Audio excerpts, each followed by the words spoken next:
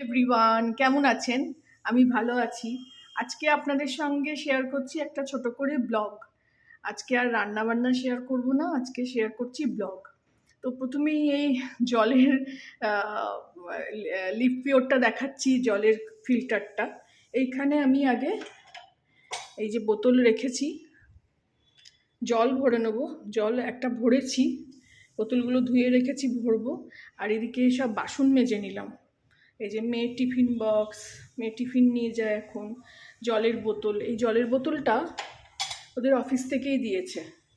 প্লাস্টিকের খাবে না বলে কাঁচের বোতল অফিস থেকেই দিয়েছে, প্রথম দিন যেদিনকে গেছিলো। এদিকে সব মাজা ঘষা করে নিলাম, স্ল্যাব ফ্ল্যাব মুছে নিয়েছি।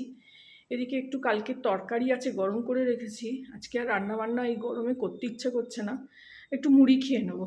আর রাত্রিরে কার্ড রাইস বানাবো বলে একটু গাজর, একটু আদা আর কাঁচা লঙ্কা একটা মুড়ি দিয়ে খাবো, আর একটা কার্ড রাইসে দেবো। এই বার করে রেখেছি। আগে জলটা ভরে নিই।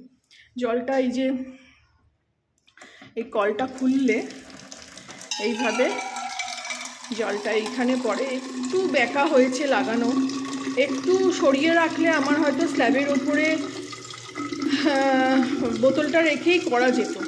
এই ধরে ধরে জল ভরতে হয়, এইটা একটু মুশকিল। আমার একটু বাঁ হাতে এত ব্যথা যে আমি এই ভারী 1 লিটারের বোতলও হাতে ধরতে পারি না সব সময়। এই জন্য খুব কষ্ট হয়। এটা একটু দেখিনি, তখন অত খেয়াল করিনি আসলে, প্রথম এসছি তো। এই যে বন্ধ করতে গিয়ে কি হয়, জলটা আমার একটু ওয়েস্ট হয়।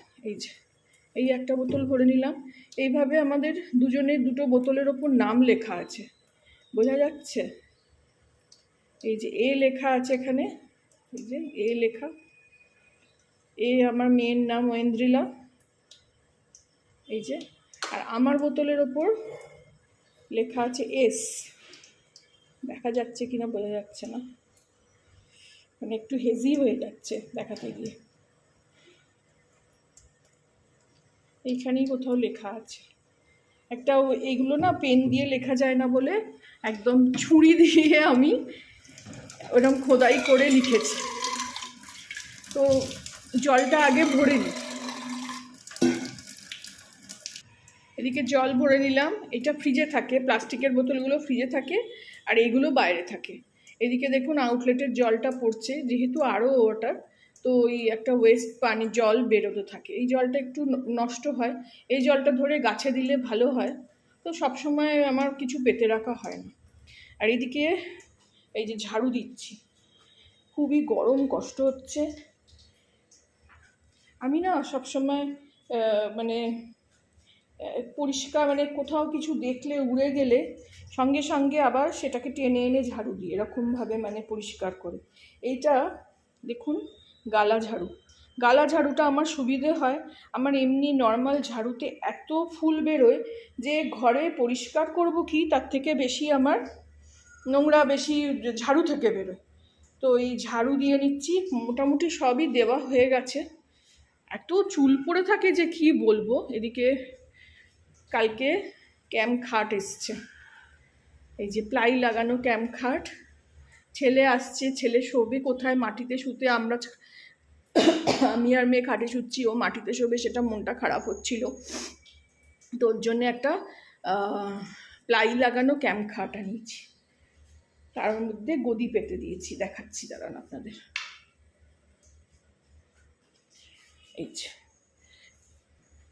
যে প্লাই লাগানো।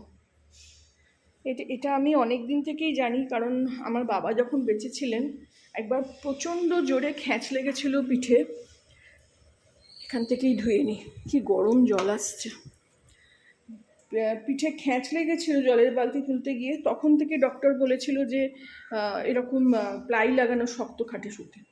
তো তখন থেকেই জানি, সেই জন্য একটা প্লাই লাগানো খাটও আনলাম। এটা ফ্লিপকার্টেই ওই ক্রেডিট কার্ড দিয়ে আনিয়েছি। ক্রেডিট কার্ডের ওই মাসে মাসে বিল যায়। তো আমি এই ঘরটা ঝাড়ু দিয়ে পরিষ্কার করে নিয়ে ফিরছি। এখানে একটা ছোট বেসিন আছে, বেসিনগুলো এরমভাবে ধুয়ে নিই পোছা লাগানোর আগে। এগুলো অভ্যেস অনেক দিনকার। এদিকে বাথরুমটাও ধুয়েছি কালকে। বাথরুম বলে সবসময় বন্ধ রাখতে। এদিকে পোঁছা ওদিকটা খানিকটা দেওয়া হয়ে গেছে, এদিকটা দিচ্ছি। একটা ছোট পোঁছা, বেশি বড় পোঁছা নিয়ে ধুতে পারা যায় না, তো এই দিকটা দিয়ে নিলাম। চকচক করছে একেবারে। এই পাশটা দিয়ে নেবো। হাঁপিয়ে যাচ্ছি আমি, একদম একদম পোঁছা দিতে পারি না এখন ওটা বসা করে। আর আগে পা দিয়ে দিয়ে দিতাম, এখন আর পা দিয়ে দিতে পারি না, পায়ে ব্যথা। এদিকেও ঘরটা সব পরিষ্কার করে নিয়েছি, খাটফাট ঝেড়ে নিয়েছি। 11টা 15 বাজে। মেয়ে এখন একটু তাড়াতাড়ি আজকে বেরিয়ে গেছে, ওর মিটিং আছে এখানে আইটিসি কোহিনুর হোটেলে যাবে। এদিকে দেখাই আপনাদের, এটা হলো গোন্দকাতিরা। রাত্রিরে ভিজিয়ে রাখলে এরকম বরফের মতন দেখতে হয়ে যায়, আপনাদের আগেও দেখিয়েছি একটা ভিডিওতে।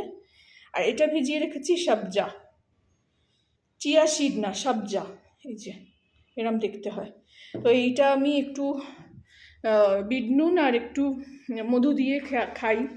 এখন রোজ শুরু করেছি, বলছে 21 দিন খেলে নাকি শরীর ভালো ঠান্ডা থাকবে, শরীর সুস্থ থাকবে, হজমের প্রবলেম চলে যাবে, কনস্টিপেশন চলে যাবে।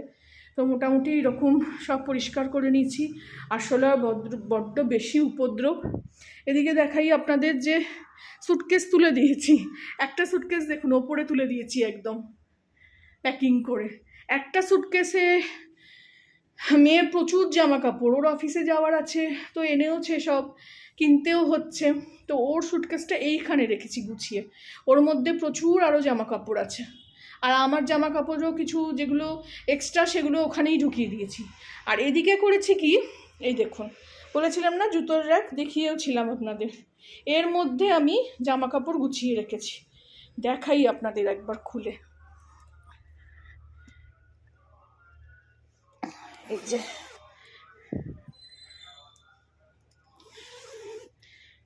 এই যে